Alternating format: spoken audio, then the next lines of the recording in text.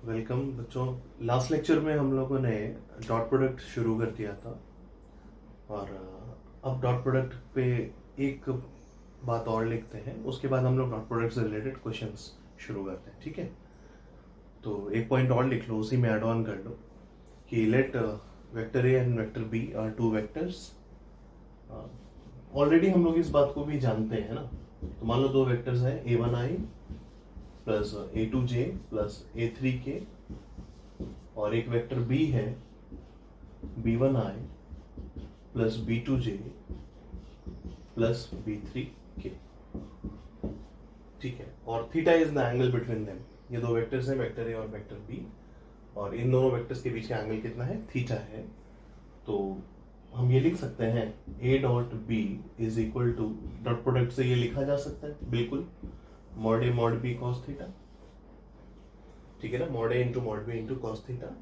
So cos theta will be equal to a dot B by mod A into mod B.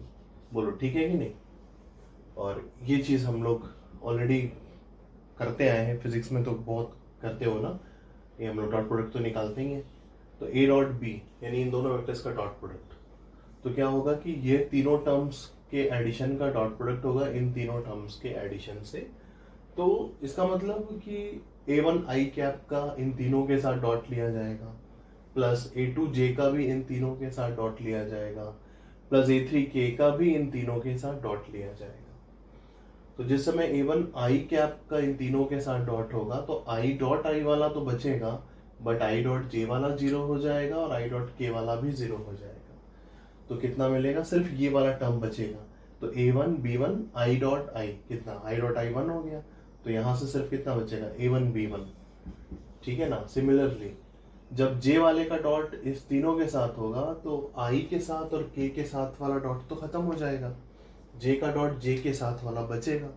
तो a2 b2 बचेगा वहां से into 1, तो a2 b2 हो गया, plus a3 b3, similarly a3 b3 बचेगा। ये तो डॉट प्रोडक्ट हो गया, divided by modulus of vector A. तो मॉड्यूलस ऑफ वेक्टर ए कितना होगा? रूट ओवर वेक्टर का मॉड कितना होगा? आई कंपोनेंट का स्क्वायर हो जाएगा, फिर प्लस जे के कंपोनेंट का स्क्वायर और प्लस के कंपोनेंट का स्क्वायर, तो a3 square into vector B का मॉड। तो वेक्टर बी का मॉड में वेक्टर बी ये रहा, इसका मॉड क्या आएगा? b1 square plus b2 square plus b3 square. तो b1 square plus b2 square plus b3 square. ठीक है ना। तो ये बातें हो गई। ठीक है, तो अगर हमें दो वेक्टर्स देकर एंगल पूछेगा तो हम ये वाला बात यूज कर सकते हैं, cos theta is equal to, ऊपर दोनों का क्या ले लेंगे? वेक्टर्स का डॉट प्रोडक्ट डायरेक्टली लिख देंगे और नीचे क्या कर देंगे? इंडिविजुअल मॉड का प्रोडक्ट। तो हमें क्या मिल जाएगा? cos थीटा मिल जाएगा। ठीक है। अच्छा, कभी कभी ना ऐसे भी क्वेश्चंस होंगे हम लोगों के सामने कि कहेगा कि angle between vectors is greater than 90 degree.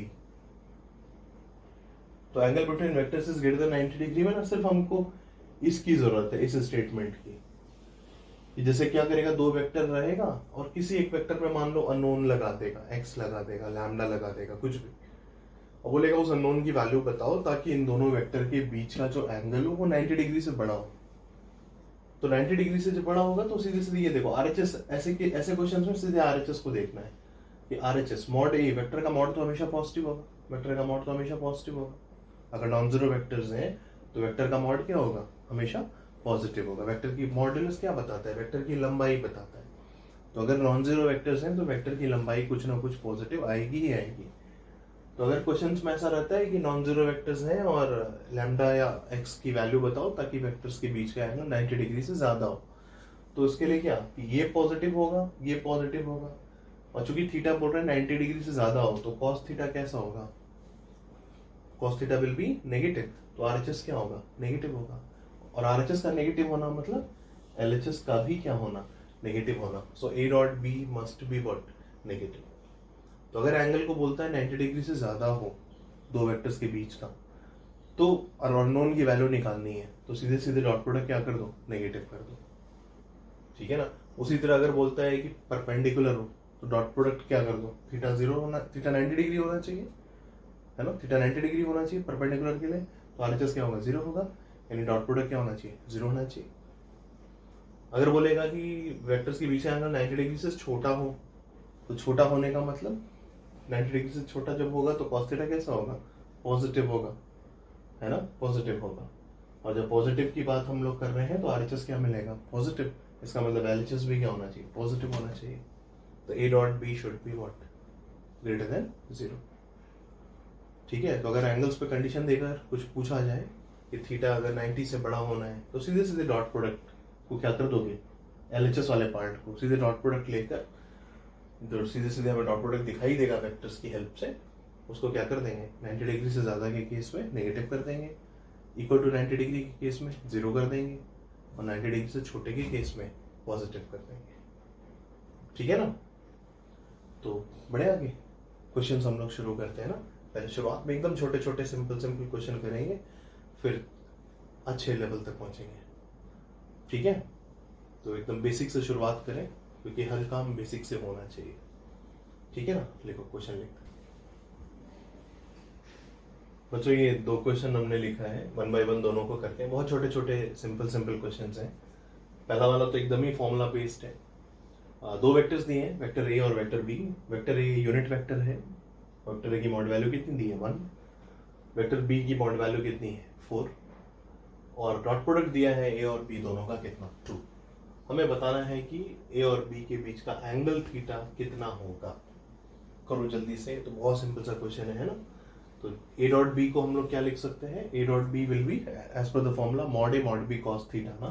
तो mod A into mod B into cos theta is equal to कितना 2, और मॉड ए पता है, मॉड बी भी पता है। मॉड ए कितना है 1, मॉड बी कितना है 4 into cos theta is equal to कितना 2। So cos theta will be कितना 2/4, दैट इज 1/2। 2 वेक्टर्स के बीच का एंगल का वेरिएशन कहां से कहां तक होता है, वेक्टर्स के बीच का मिनिमम पॉसिबल एंगल कितना हो सकता है 0, जब दोनों वेक्टर क्या हो एक दूसरे के साथ, मतलब क्या हो सेम डायरेक्शन में हो। ठीक है ना, ये जैसे है थीटा, तो जब ये थीटा 0 कर देंगे तो ये दोनों वेक्टर की डायरेक्शन क्या हो जाएगी, सेम हो जाएगी, दोनों वेक्टर्स कोलिनियर हो जाएंगे इन द सेम डायरेक्शन। और फिर मैक्सिमम 0, ये 0 डिग्री पे ये वाली सिचुएशन होगी, कोलिनियर इन सेम डायरेक्शन। तो minimum possibility between vectors is कितना 0 डिग्री।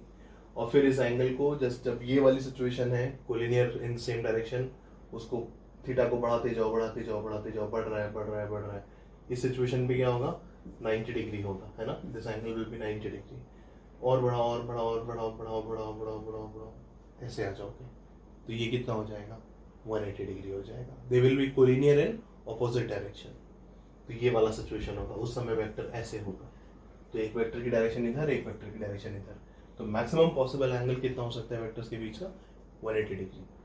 और फिर जैसे ही फिर और घुमाओगे, मान लो वेक्टर को थोड़ा सा और हमने ऐसे से और नीचे कर दिया, तो जब ऐसा सिनेरियो होगा तो फिर ये एंगल थोड़ी लोगे, फिर तो ये एंगल मेजर होगा ना।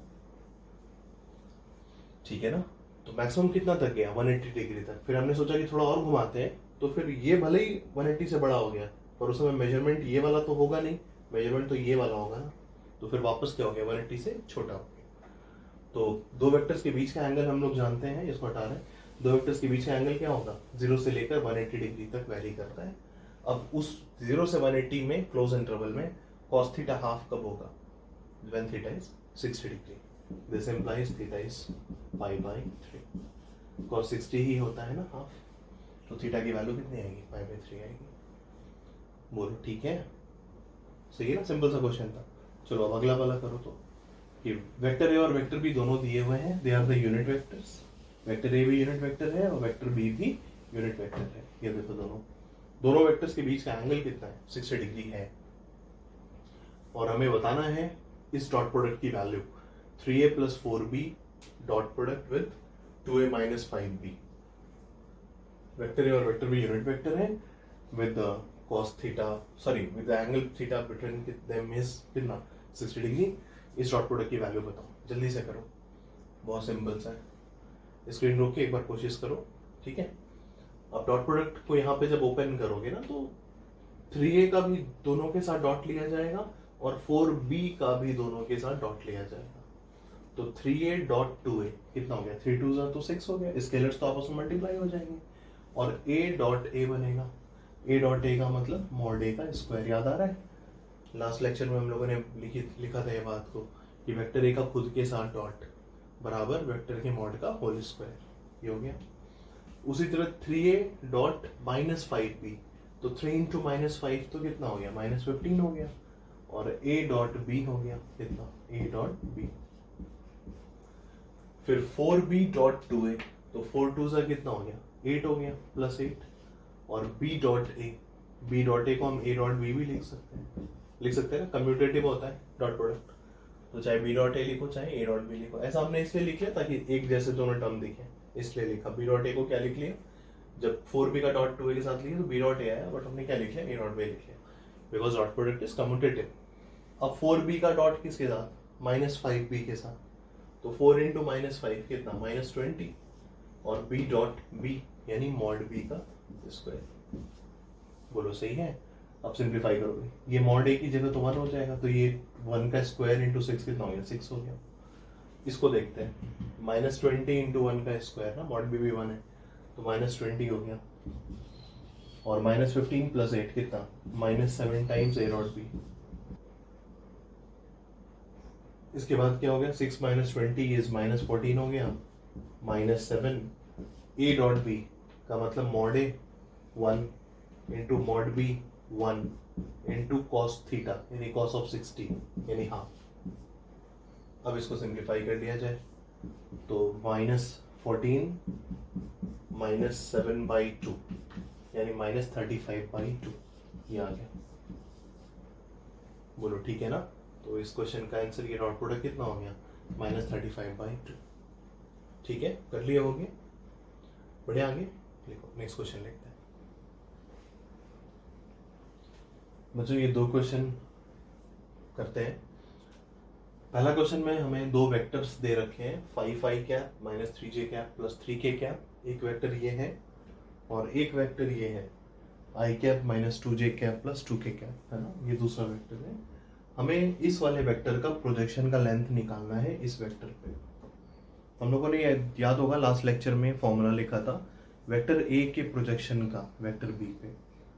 तो वेक्टर ए के प्रोजेक्शन का वेक्टर बी पे फॉर्मूला के लिए हमने कैसे समझाया था, हमने बोला था वेक्टर ए की लंबाई कितनी होती है, मॉडुलस ऑफ वेक्टर ए होती है, और अगर वो वेक्टर ए वेक्टर बी के साथ थीटा एंगल बना रहा है तो उसके प्रोजेक्शन की लेंथ कितनी होगी, वेक्टर ए का mod into cos theta, vector A का मॉड इनटू कॉस थीटा होगा।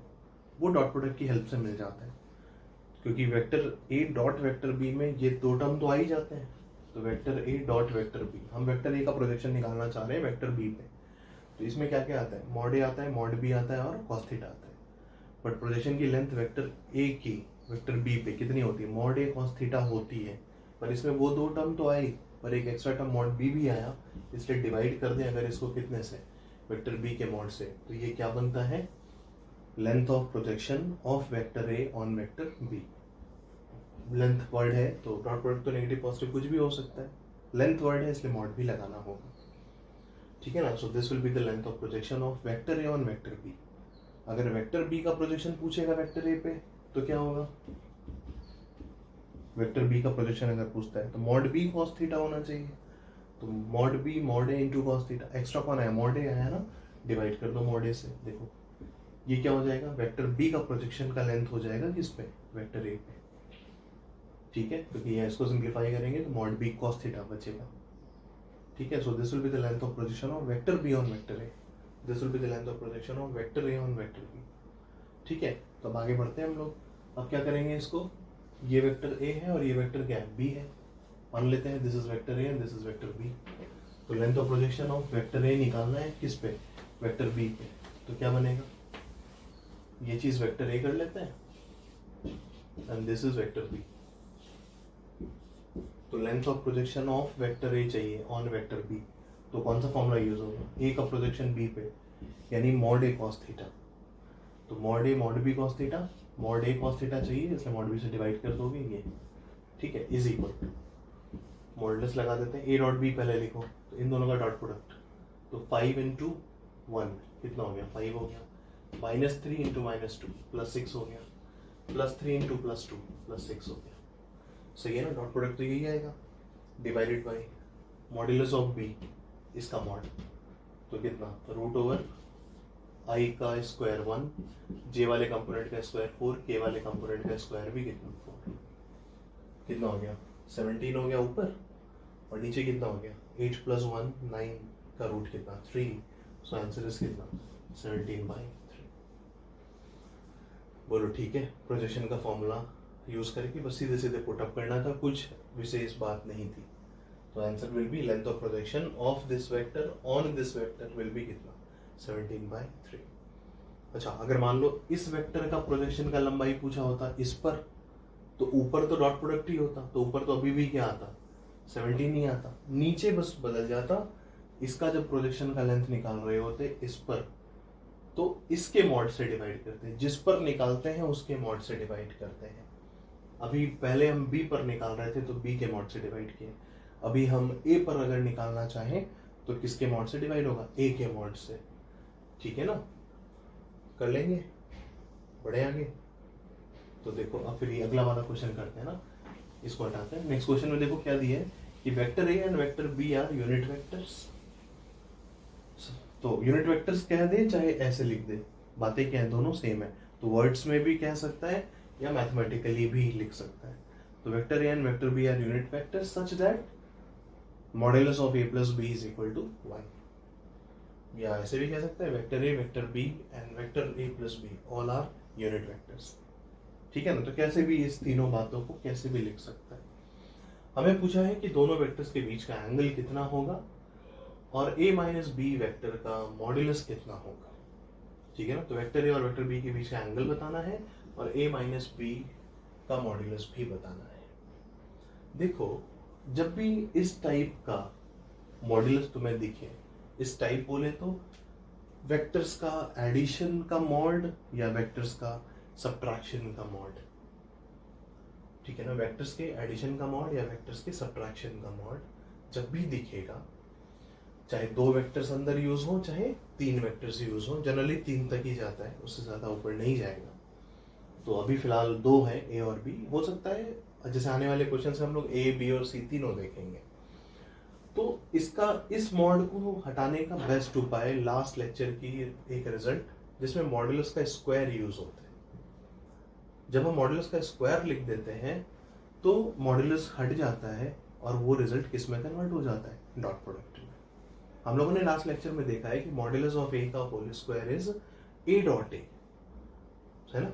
सिमिलरली मॉड्यूलस ऑफ बी का अगर स्क्वायर बोलेंगे तो b डॉट बी। सिमिलरली अगर हम मॉड्यूलस ऑफ r का होल स्क्वायर बोलेंगे तो it is r dot r। तो यहाँ पर किस वेक्टर का मॉड है, a + b का मॉड है। तो सबसे पहला काम क्या करेंगे, हम ऐसे जो कंबाइन टाइप के मॉड्यूलस होंगे ना, उनको हम हटाने का कोशिश करेंगे और उनको हटाने के लिए we will go for squaring. Squaring is the best tool to remove this modulus. तो स्क्वायरिंग करोगे तो कहाँ पहुंचोगे, वेक्टर ए + वेक्टर बी के मॉड का होल स्क्वायर बराबर कितना 1। बोलो ठीक है, दिस इंप्लाइज अब किसी वेक्टर के मॉड का होल स्क्वायर, किसी वेक्टर मॉड्यूलस ऑफ ए का होल स्क्वायर का मतलब a dot A, modulus of B का होल स्क्वायर का मतलब b डॉट बी। तो मॉड्यूलस ऑफ a + b का होल स्क्वायर का मतलब a + b dot a + b is equal to, है ना, 1 का स्क्वायर करके 1 पहले ही लिख दिया था हम, इज इक्वल टू 1। ठीक है ना, हमने इसको एज ए रिजल्ट भी लिखवा रखा है लास्ट लेक्चर में, है ना। तो एज ए रिजल्ट भी अगर याद रखो तो ज्यादा बेटर है। कितना होता है, mod a square + mod b square + 2 times a dot b, है ना। नोट्स अपना पलट के देखना मिलेगा, बट उसका प्रोसेस भी हमने समझाया था कि कैसे आया था। यहाँ से a डॉट ए यानी mod a का स्क्वायर, mod a कितना है 1 है, तो 1 का स्क्वायर कितना होगा 1 होगा। सिमिलरली b डॉट b यानी mod b का स्क्वायर, mod b कितना है 1 है, तो उसका स्क्वायर कितना होगा 1 होगा। प्लस एक बार a डॉट b आएगा और एक बार प्लस b डॉट a आएगा। तो a डॉट b और b डॉट a दोनों क्या सेम है, तो 2 टाइम्स a डॉट b बन गया, तो 2 times a dot b। a dot b का मतलब mod a mod b cos theta, theta चाहिए ना, तो वहां तक जाना पड़ेगा हमको। तो mod A mod B cos theta होगा, यहाँ पे ए डॉट बी आने वाला है अंदर, तो मॉड ए मॉड बी, तो मॉड ए मॉड बी तो 1 हो गया, और इनटू कितना कॉस थीटा, तो 1 नहीं लिख रहे, 1 इंटू 1 तो 1 ही हो गया, और फिर कॉस थीटा में मल्टीप्लाई होगा तो क्या रहेगा कॉस थीटा। ये हो गया एलएचएस इज इक्वल टू कितना 1। तो यहाँ से देखो कॉस थीटा कितना आ गया, कॉस थीटा 1 1 कट गया, एक पॉइंट उधर जाके -1 फिर बाई 2, तो -1/2 हो गया। इट मीन्स थीटा इज 0 से 180 के बीच का एंगल बताओ ऐसा जिसका कॉस -1/2 होता हो, कितना 120 डिग्री। सो थीटा इज कितना 2π/3। ये हो गया थीटा का वैल्यू कितना 2π/3। अभी हम लोग डॉट प्रोडक्ट का एप्लीकेशन देख रहे हैं ना, तो इसी रास्ते से करेंगे, ठीक है ना। इस डॉट प्रोडक्ट को अप्लाई करते हुए करना है तो ऐसे ही करना पड़ेगा। तो थीटा की वैल्यू कितनी होगी 2π/3 होगी, ठीक। अब ये चीज निकालनी है, a माइनस बी का मॉड निकालना है हमको। तो a माइनस बी का मॉड निकालने के लिए अब क्या, कभी भी किसी वेक्टर का मॉड निकालना हो ऐसे इस टाइप के जिसमें 2-3 वेक्टर्स का एडिशन हो और उसका हमें मॉड चाहिए, तो उसके लिए भी यही टूल है, स्क्वायरिंग टूल है, कि ये ना कैलकुलेट करके पहले क्या कैलकुलेट कर ले, इसका स्क्वायर कैलकुलेट कर ले, क्योंकि एट लास्ट तो ये क्या है स्केलर है ना, वेक्टर का मॉड ले लिए तो क्या बन गया स्केलर ही तो बन गया। तो ये कैलकुलेट ना करके इसका क्या कैलकुलेट कर ले, स्क्वायर कैलकुलेट कर ले, और स्क्वायर जब कैलकुलेट हो जाएगा तो फिर बाद में क्या ले लेंगे स्क्वायर रूट ले लेंगे, तो ये आ जाएगा, ठीक है ना, सही है। तो यहाँ तक रखते हैं अभी हम लोग फिलहाल। तो थीटा कितना आ गया 2π/3, ध्यान रखना है ना। अच्छा अगर डायरेक्टली, ठीक है चलो थीटा 2π/3 आ गया, अब आगे बढ़ते हैं हम लोग। हमें ये कैलकुलेट करना है क्या चीज, modulus of a minus B calculate करना है। तो हमने क्या बोला, modulus of a minus B calculate ना करके modulus of a minus B का होल स्क्वायर कैलकुलेट कर लो। तो ये कितना होता है, ये भी हमने लास्ट लेक्चर में लिखा है, मॉड a स्क्वायर 1 का स्क्वायर 1 हो गया, प्लस मॉड बी स्क्वायर यानी 1 का स्क्वायर 1 हो गया, -2 टाइम्स a डॉट बी आता है, -2 टाइम्स a डॉट बी, इस वाले में माइनस आता है। a डॉट बी का मतलब मॉड a मॉड बी, तो mod a mod B product कितना हो गया 1 हो गया, इनटू कॉस थीटा, और कॉस थीटा कितना आया था 120 डिग्री आया था। तो ये इस ब्रैकेट के अंदर क्या आएगा, mod a mod B 1 into 1 into cos of 120, और कॉस 120 का मतलब -हाफ, ठीक है। तो ये इसका स्क्वायर हो गया, और ये वैल्यू कितनी आ गई, सिंप्लीफाई करो तो माइनस माइनस प्लस हो गया, 2 से 2 कट के कितना हो गया 3 आ गया। तो किसी एक पॉजिटिव लेंथ का स्क्वायर 3 है, तो पॉजिटिव लेंथ कितनी होगी √3 होगी या नहीं होगी, ठीक है। तो a माइनस बी के मॉड का होल स्क्वायर कितना आ गया 3 आ गया। तो एक पॉजिटिव लेंथ का स्क्वायर कितना है 3 है, तो वो पॉजिटिव लेंथ कितनी होगी √3 होगी। तो ये चीज हमें कितनी मिल गई √3, ठीक है ना। इसलिए हम लोग इसका आंसर हमें मिल गया कितना, a माइनस बी का मॉडुलस विल बी √3, और थीटा कितना आ गया था 120 डिग्री यानी 2π/3, ठीक है। बढ़े आगे, लिखो नेक्स्ट क्वेश्चन। बच्चों ये नेक्स्ट 2 क्वेश्चंस इनको किया जाए। ए बी और सी 3 यूनिट वेक्टर्स दिए हुए हैं, तो फिर से हम वही कहेंगे, लैंग्वेज फॉर्म में भी दे सकता है, मैथमेटिकल फॉर्म में भी। तो ये देखो हमने मैथमेटिकल फॉर्म में लिखा हुआ है, मॉड ए बराबर मॉड बी बराबर मॉड सी बराबर 1, तीनों ही यूनिट वेक्टर्स हैं और पेयर वाइज परपेंडिकुलर है। हर पेयर आपस में क्या है परपेंडिकुलर, मतलब ए और बी आपस में परपेंडिकुलर है, वेक्टर बी और सी आपस में परपेंडिकुलर है, और वेक्टर सी और ए बी आपस में क्या है परपेंडिकुलर है। हमें ये वैल्यू कैलकुलेट करनी है, vector A plus vector B plus vector C का मॉड, ये चीज कैलकुलेट करनी है, ठीक है ना। कि फिर से वही बात होगी, अब जब भी हमें वेक्टर्स के एडिशन कई सारे टर्म्स हैं उनके मॉडुलस को कैलकुलेट करना है, तो मॉडुलस ना कैलकुलेट करके मॉडुलस का क्या कैलकुलेट करो, स्क्वायर कैलकुलेट करो। तो ये लिखेंगे हम modulus of a plus B plus C का होल स्क्वायर। ये लास्ट लेक्चर में हम लोगों ने देख रखा है कि ये क्या होता है, mod a square plus mod B square plus mod C square, 3 terms तो ये होते हैं। तो 1 1 1 का स्क्वायर 1 1 1 आएगा, तो 3 बार तो 1 आके कितना हो गया 3 हो गया, plus 2 times a dot B plus b dot C plus c dot a। और चूंकि सारे पेयर्स आपस में क्या परपेंडिकुलर है, तो a डॉट बी 0 होगा, b डॉट सी 0 होगा, c डॉट a भी 0 होगा, तो 3 बार 0 क्या बनेगा 0।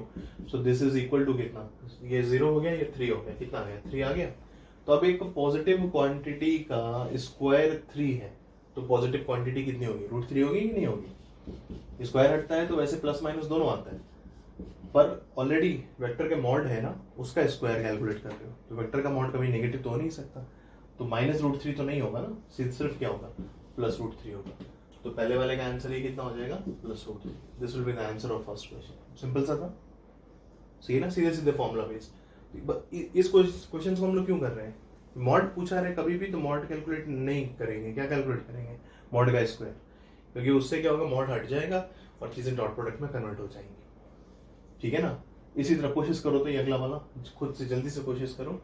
वेक्टर ए और वेक्टर बी दोनों का मॉड पता है, वेक्टर ए और वेक्टर बी के बीच का एंगल पता है 120 डिग्री. हमें 2a + b का मॉड वैल्यू बताना है. तो फिर से वही काम करेंगे, मॉड ना कैलकुलेट करके क्या बताएंगे, मॉडुलस का स्क्वायर. करो, कोशिश करो खुद से. कर लिए.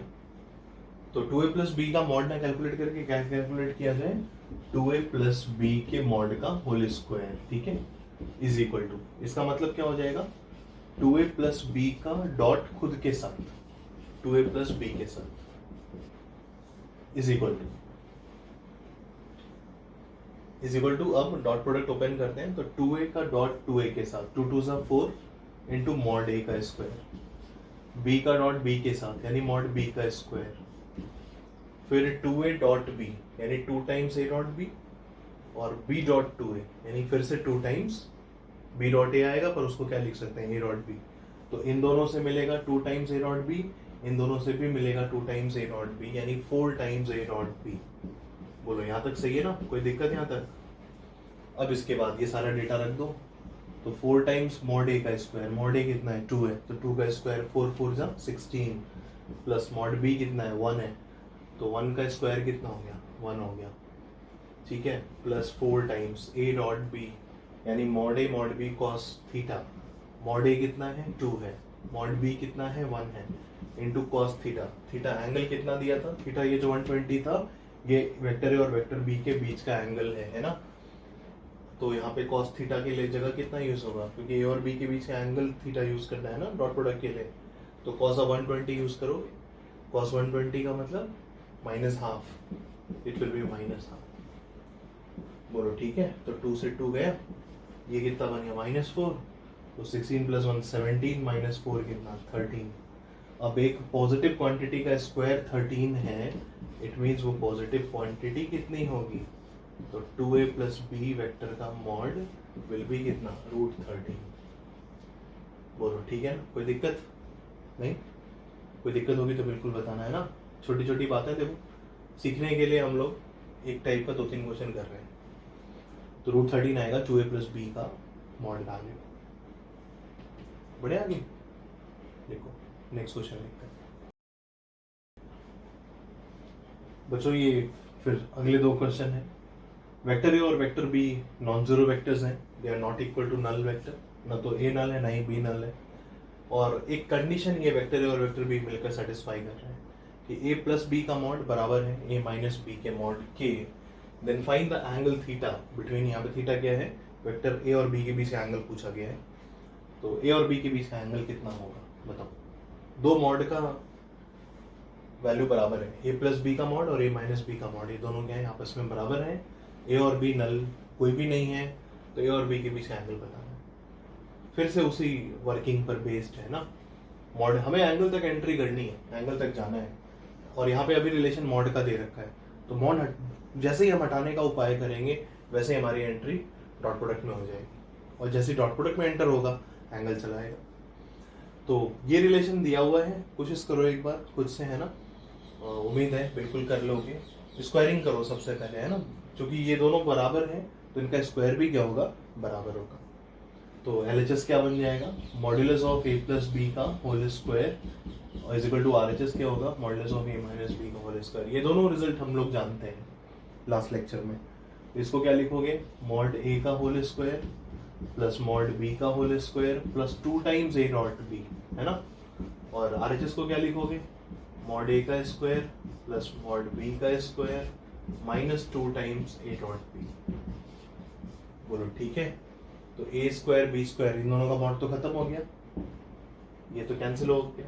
बाकी सारा a डॉट, ये 2 टाइम्स a डॉट b हो गया, ये is equal to -2 times a dot b. उधर ले जाओगे तो कितना बनेगा 4 times a dot b is equal to 0. a dot b में क्या क्या आता है, मॉड a आता है, मॉड b आता है और कॉस थीटा आता है. तो ये चीज 0 होनी चाहिए. ये 3 क्वांटिटीज का प्रोडक्ट है ना, 4 तो जीरो है नहीं कभी, 4 तो नॉन जीरो नंबर है पता ही है, तो ये 3 का प्रोडक्ट जीरो होगा तभी ये जीरो होगा ओवरऑल। तो क्या मॉड ए जीरो हो सकता है?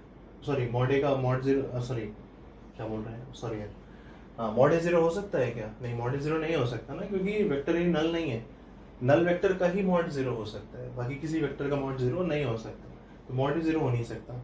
सिमिलरली मॉड बी भी जीरो नहीं हो सकता, तो सिर्फ जीरो क्या हो सकता है? कॉस थीटा हो सकता है ना, तो कॉस थीटा ही जीरो होने की वजह होगा जो कि इसको क्या बनाएगा, पूरे को जीरो बनाएगा। तो कॉस थीटा का जीरो होना यानी थीटा का क्या होना, 90 डिग्री होना।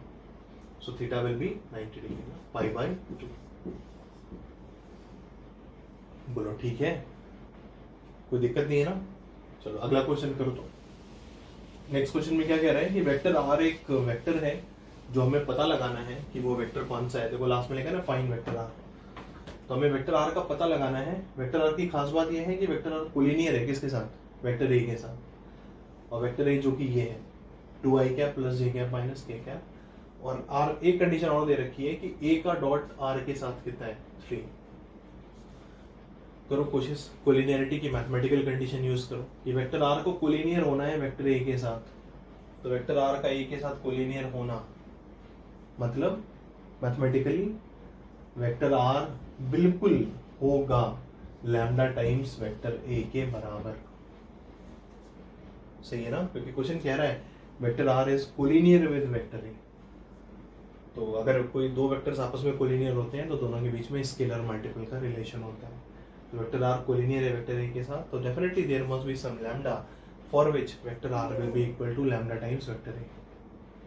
अब ये तो हो गया, इस बात को हमने यूज कर लिया। अब यहाँ पे आओ, ए डॉट आर कितना होना चाहिए, 3 होना चाहिए। तो ए का डॉट आर के साथ, और आर क्या है, ये है, तो it means A dot R करोगे तो ए डॉट आर की जगह lambda times vector A is equal to कितना, 3। ठीक है ना, लैम्डा यहाँ से निकाल लो, ये लैम्डा तो स्केलर है बाहर निकाल लेते हैं, और ए डॉट ए का मतलब मॉड ए का होल स्क्वायर। मॉड ए कितना है, मॉड ए इज रूट के अंदर 4, 2 का स्क्वायर 4, 1 का स्क्वायर 1, माइनस 1 का स्क्वायर भी 1, तो 4 + 1 + 1 6 का रूट यानी रूट 6। तो ये बनेगा मॉड ए का स्क्वायर बनेगा, और मॉड ए की वैल्यू कितनी है, रूट 6 है ना। मॉड ए की वैल्यू कितनी है, देखो रूट 6 है, तो रूट 6 का स्क्वायर कितना हो जाएगा, 6 हो जाएगा। तो ये बनेगा 6, तो 6 लैम्डा इज इक्वल टू 3, तो लैम्डा इज कितना 3/6 यानी 1/2। अब ये लैम्डा यहाँ रख दो तो वेक्टर आर आ गया। तो वेक्टर आर कितना आएगा, हाफ टाइम्स वेक्टर ए आएगा। Vector R will be half times vector A, तो हाफ टाइम्स वेक्टर ए की जगह 2i cap plus J cap minus K cap, 2i cap plus J cap minus K cap, ये हो गया vector are का answer. बोलो ठीक है ना, कोई दिक्कत? सिंपल सा ही था, बस कोलिनियरिटी एक एक्स्ट्रा इस पे कंडीशन थोड़ी डिफरेंट फॉर्म में दी थी कि वेक्टर आर को कोलिनियर होना है वेक्टर ए के साथ, तो ऑब्वियसली लैम्डा टाइम्स वेक्टर ए होगा, और फिर ए डॉट आर 3 दिया था, इस आर को हमने इस डॉट प्रोडक्ट में यूज कर लिया। तो ए डॉट आर की जगह लैम्डा ए बराबर 3, तो लैम्डा बाहर, ए डॉट ए कितना mod A square is equal to 3, mod A यहाँ से दिख रहा है कितना रूट 6 है, तो रूट 6 का स्क्वायर कितना 6, तो 6 लैम्डा बराबर 3, तो लैम्डा इज 3/6 यानी 1/2। लैम्डा की वैल्यू हाफ आ गई, अब हाफ ले आकर वेक्टर आर चाहिए था, तो लैम्डा यहाँ हाफ रख देंगे, तो वेक्टर आर कितना हो गया, हाफ टाइम्स वेक्टर ए हो गया, यानी हाफ टाइम्स वेक्टर ए की जगह कितना वापस 2i cap plus J cap minus K cap. सही है ना, छोटी छोटी बातें हैं, सिंपल सिंपल बातें हैं। वेरिएशंस देखो क्वेश्चन का, ये डॉट प्रोडक्ट पे ही कितने कैसे कैसे अलग अलग तरह के क्वेश्चंस बनते हैं। ठीक है ना, अभी बाद में फिर कुछ क्वेश्चंस के बाद फिर हम लोग देखेंगे कि ज्योमेट्रिकल प्रॉब्लम आ जाएंगे, फिर से डॉट प्रोडक्ट के ट्रायंगल से रिलेटेड बातचीत होने लग जाएगी। ठीक है, बढ़े आगे, देखो नेक्स्ट क्वेश्चन लिखते हैं बच्चों। ये नेक्स्ट 3 क्वेश्चंस हैं, सेम टाइप के पैटर्न पे हैं, सेम टाइप की वर्किंग है। पहला क्वेश्चन देखते हैं। पहला क्वेश्चन क्या कह रहा है, 2 वेक्टर्स दिए हुए हैं, i cap plus J cap plus 2k cap और 2x i cap plus 1 - x j cap plus k cap. इन दोनों वेक्टर्स के बीच का एंगल 90 डिग्री से बड़ा होना है। Then we have to find x, हमें उस x की वैल्यू को बताना है जिसके लिए इन दोनों वेक्टर्स के बीच का एंगल 90 डिग्री से क्या हो, ज्यादा हो। अभी थोड़ी देर पहले हम कह रहे थे कि जब एंगल 90 डिग्री से ज़्यादा होगा मतलब cos theta will B negative. Angle का 90 डिग्री से ज़्यादा होना means cos theta will B negative, और cos थीटा नेगेटिव होगा तो पूरा RHS जो डॉट प्रोडक्ट का होगा वो क्या हो जाएगा, नेगेटिव हो जाएगा. और RHS नेगेटिव है इसका मतलब A डॉट बी भी क्या है, नेगेटिव है. mod A mod B cos theta negative होगा because theta is greater than 90 degree as per the question. तो mod A into mod B into cos theta is negative, इसलिए A dot B भी क्या होगा, negative होगा. मतलब simply इसका और इसका डॉट प्रोडक्ट का जो रिजल्ट आएगा that has to be negative. और डॉट प्रोडक्ट तो बड़ा आराम से निकाल सकते हैं. आई का कंपोनेंट का मल्टीप्लिकेशन, जे और जे के कंपोनेंट का मल्टीप्लिकेशन और के कंपोनेंट का मल्टीप्लिकेशन. तो आई का 1 यहाँ पे कितना 2x, तो 1 और 2x से कितना मिलेगा, 2x मिलेगा. जे का यहाँ 1 यहाँ 1 माइनस एक्स, तो 1 और 1 माइनस एक्स का मल्टीप्लिकेशन 1 माइनस एक्स होगा. 2k का वहाँ से कितना दिखेगा हमें 2, यहाँ से k का कितना दिखेगा 1, 2 इंटू 1 कितना 2. ये क्या करना होगा, लेस देन 0 करना होगा. तो 2x माइनस एक्स कितना हो गया x, 1 प्लस 2 3, तो x प्लस 3 लेस देन 0, 3 को उधर भेज दो, it means x less than minus 3. बोलो सही है ना. तो x पे कंडीशन क्या आएगी, x less than minus 3. This will be the solution. बोलो सही है. तो इन दोनों वेक्टर्स के बीच का एंगल 90 डिग्री से ज्यादा तब होगा when x is less than minus 3. ठीक है. इसी तरह अगर बोलेगा 90 डिग्री से छोटा होना है तो क्या करोगे, तो dot product should be positive, greater than 0 कर दोगे. 90 से बड़ा बोला है तो डॉट प्रोडक्ट नेगेटिव होगा, 90 से छोटा बोलता तो डॉट प्रोडक्ट पॉजिटिव होता. तो ये लेस की जगह क्या हो जाता, ग्रेटर. यहाँ पे भी ग्रेटर, यहाँ पे भी ग्रेटर. तो उस केस में आंसर क्या होता, x ग्रेटर देन माइनस 3 होता. ठीक है, बढ़े आगे. चलो नेक्स्ट क्वेश्चन खुद से ट्राई करो. तो दूसरा बिल्कुल वैसा ही है ना, सिंपल सा है. दो वेक्टर दिए हैं 2x स्क्वायर आई कैप प्लस 4x जे कैप प्लस के कैप, और दूसरा वेक्टर है 7i cap minus 2j cap plus x के कैप. फिर से इन दोनों वेक्टर के बीच का एंगल फिर से क्या करना है, 90 डिग्री से ज़्यादा करना है, greater than 90 degree. Then what will be the value of x. इन दोनों का डॉट प्रोडक्ट क्या होना चाहिए, नेगेटिव होना चाहिए, क्योंकि एंगल को 90 डिग्री से क्या करना है, ज़्यादा. तो डॉट प्रोडक्ट देख लो कितना आएगा, कोशिश करो जल्दी से खुद से. तो 2x स्क्वायर इंटू 7 कितना हो गया, 14x स्क्वायर हो गया. आई कंपोनेंट का प्रोडक्ट, जे कंपोनेंट का प्रोडक्ट कितना 4x और यहाँ से -2 यानी -8x, और k का वहाँ से 1 यहाँ से x, तो कितना हो गया, x हो गया. 1 इंटू एक्स एक्स हो गया. इट हैज़ टू बी क्या, लेस देन 0. तो कितना बनेगा 14x square -8 plus 1 -7x less than 0. Common आ रहा है कुछ, 7x कॉमन आ रहा है, तो 7x कॉमन कर लेते हैं. कितना बचेगा 2x minus 1 less than 0. Class 11 से इनइक्वालिटी हम लोगों ने सॉल्व की है ना. तो ये 0 कहाँ पे होगा, 0 पे. ये 0 कहाँ पे होगा, हाफ पे. नेगेटिव कहाँ पे मिलेगा, साइन स्कीम देखोगे तो नेगेटिव कहाँ पे पाओगे, इस क्वेश्चन में 0 और हाफ के बीच में. तो x बिलोंग्स टू ओपन 0 से हाफ. ठीक है ना, समझ रहे हो ना साइन स्कीम कैसे. ये नंबर लाइन, ये 0 0 पे, ये 0 हाफ पे, तो 0 और हाफ. यहाँ पे आएगा प्लस, यहाँ पे आएगा माइनस, यहाँ पे आएगा प्लस. हमें क्या चाहिए, लेस देन चाहिए, यानी नेगेटिव चाहिए. तो नेगेटिव कब है, 0 और हाफ के बीच में. तो x पे कंडीशन आएगी कि x belongs to open interval 0 से हाफ. ठीक है, समझ गए ना, सिंपल सा क्वेश्चन है. उसी तरह अगर यहाँ पर भी क्या होता कि x की वो वैल्यू बताओ जिसके लिए इन दोनों के बीच का एंगल क्या हो, 90 डिग्री से छोटा हो. तो 90 डिग्री से छोटा मतलब डॉट प्रोडक्ट पॉजिटिव.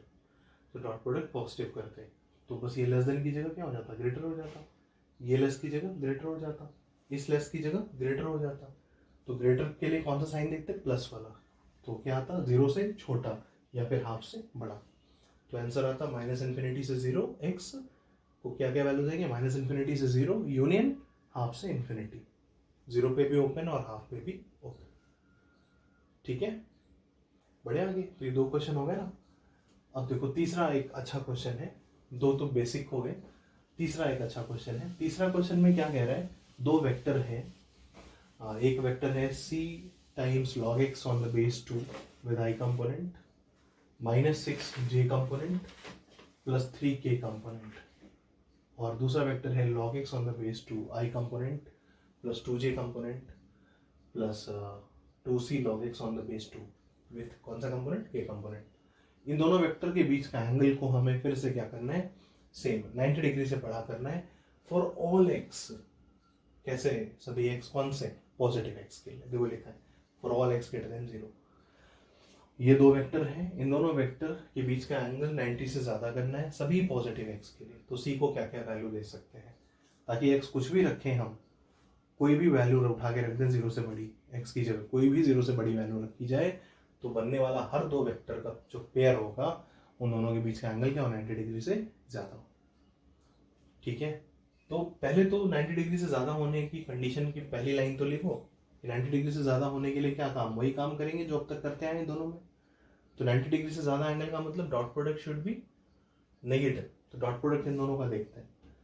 तो आई और आई का प्रोडक्ट जब करोगे तो सी log x on the base 2 log x on the base 2, तो सी टाइम्स कितना, ये बनेगा log x on the base 2 का होल स्क्वायर।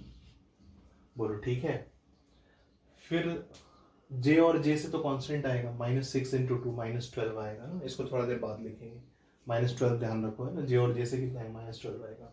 k वाला देखो तो k से कितना आएगा, 3 into 2c log x on the base 2, यानी 6c, तो plus 6c log x on the base 2।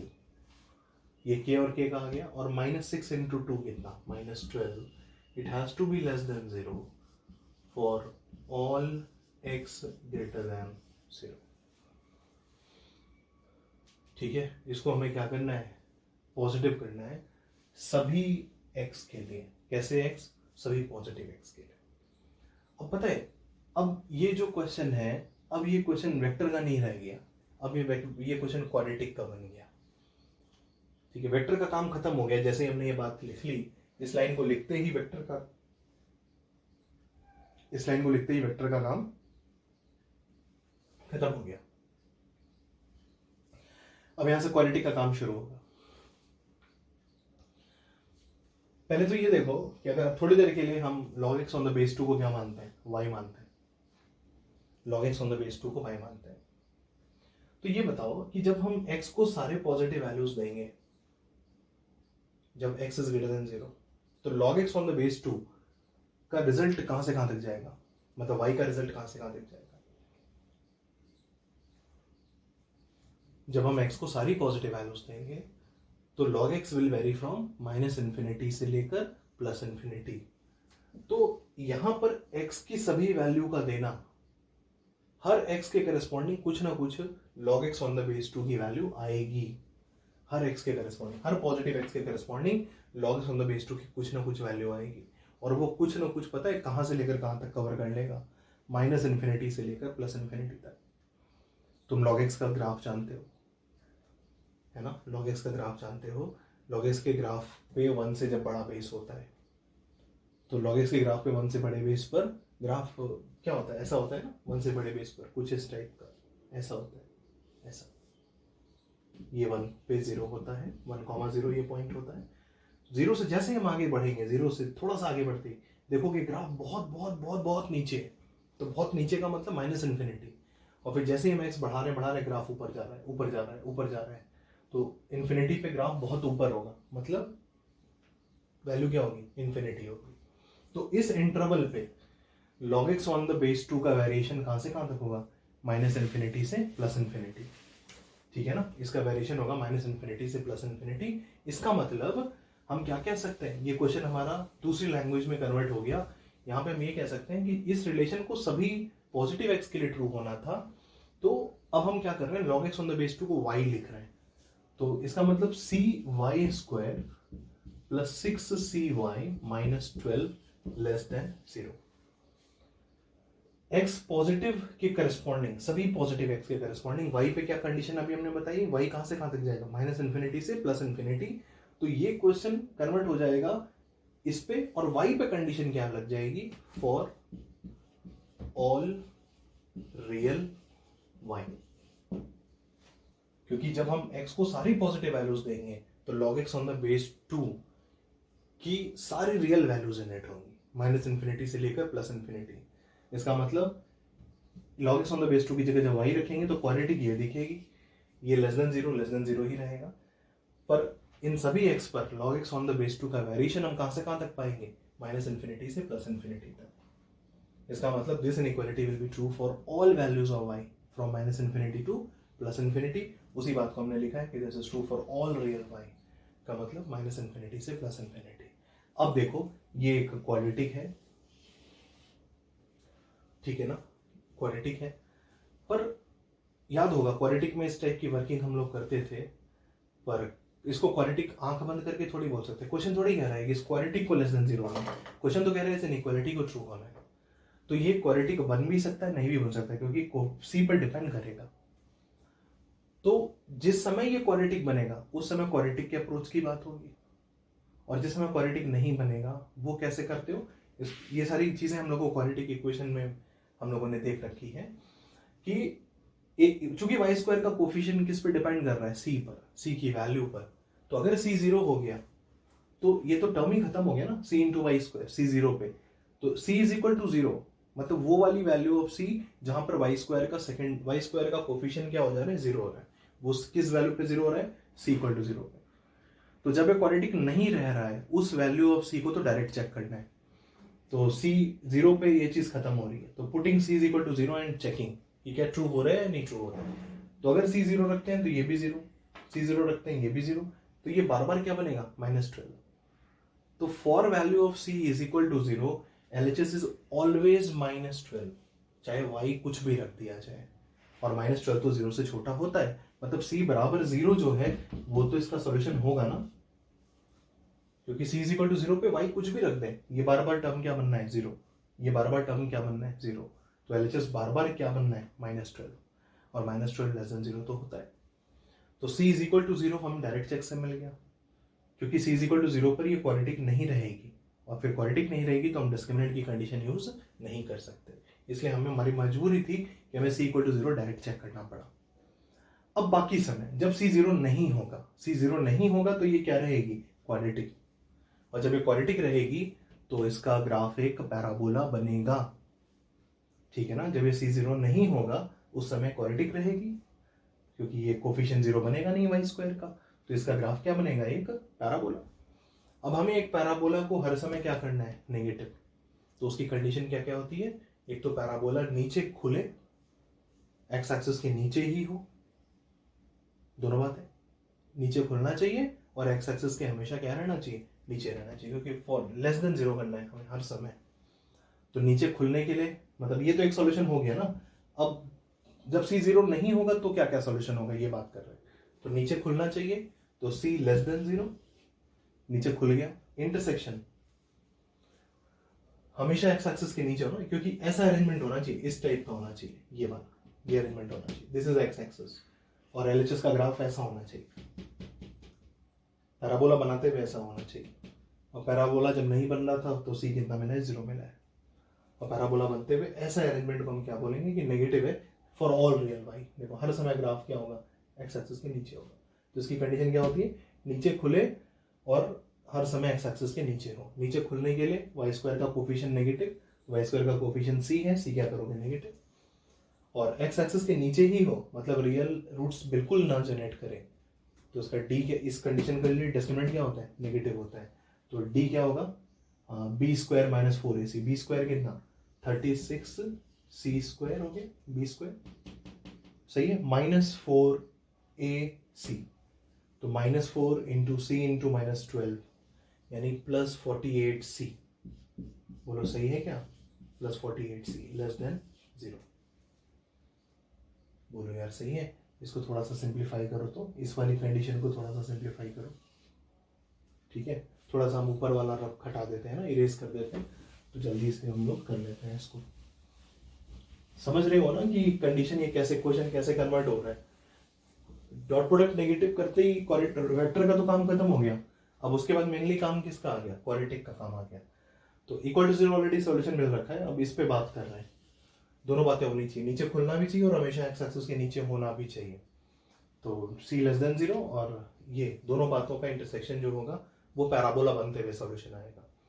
तो इसको सॉल्व करते हैं, इसमें से कुछ कॉमन मिल रहा है, कितना मिल रहा है, 12c कॉमन कर लेंगे ना, तो c लेस देन 0 तो रखे रहो, इंटरसेक्शन 12c कॉमन कर लेते हैं, तो 3c + 4 ना लेस देन 0, बोलो सही है। 36c² + 48c, ठीक है। तो यहाँ से सॉल्यूशन कितना आएगा, यहाँ से सॉल्यूशन नंबर लाइन, ये -4/3, ये 0, तो -4/3 0, केवल इस इनइक्वालिटी का सॉल्यूशन निकाल रहे हैं इसका, है ना, बाद में उसके साथ इंटरसेक्शन ले लेंगे। तो -4/3 0, इधर कितना प्लस माइनस और प्लस, नेगेटिव चाहिए ना, लेस देन चाहिए, तो नेगेटिव का है, -4/3 से बड़ा और 0 से छोटा, तो इसका सॉल्यूशन आएगा ओपन -4/3 से 0, ठीक है। इसका इंटरसेक्शन इसके साथ, इसका और इसका इंटरसेक्शन यही तो आएगा। ये कह रहा है 0 से छोटा सब कुछ, ये कह रहा है 0 से छोटा, पर कहाँ तक, -4/3 के पहले तक, तो उन दोनों का कॉमन कितना होगा, इतना ही होगा। तो पैराबोला बनते हुए ये सॉल्यूशन है और पैराबोला ना बनते हुए ये भी सॉल्यूशन है, तो ये भी सॉल्यूशन है और ये भी सॉल्यूशन है, तो दोनों ही सॉल्यूशन का पार्ट है। जिस समय C 0 होगा तब भी काम पूरा होगा, जिस समय C ये होगा तब भी काम पूरा होगा। तो जब सॉल्यूशंस अलग अलग जगह से हमें मिल रहे हैं तो सारे सॉल्यूशन को कंबाइन करने के लिए क्या करते हो, यूनियन करते हो। तो इसका और इसका क्या हो जाएगा, यूनियन। तो 0 पे जो ओपन है इस इक्वल टू 0 की वजह से 0 पे क्या हो जाएगा, क्लोज्ड हो जाएगा। तो final answer will be -4/3 open से 0 क्लोज्ड। सही है, कोई दिक्कत, कोई दिक्कत होगी तो बताना। एक अच्छा क्वेश्चन है ये, वेक्टर का काम कम था बट वेक्टर से ये कन्वर्ट हो जा रहा है क्वाड्रेटिक की तरफ। तो 2 टॉपिक का मिक्स क्वेश्चन है, ठीक है।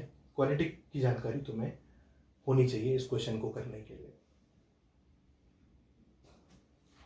ठीक है। तो चीज़ें एक बार इसको करने से पहले रिकॉल कर लेना जो 11th में पढ़े हो उसके बारे में, ठीक है, अच्छे से रिवाइज कर लो। तो इस लेक्चर को हम लोग यहीं पर रोकते हैं और इसके आगे की बातें हम लोग नेक्स्ट लेक्चर में कंटिन्यू करते हैं, ठीक है।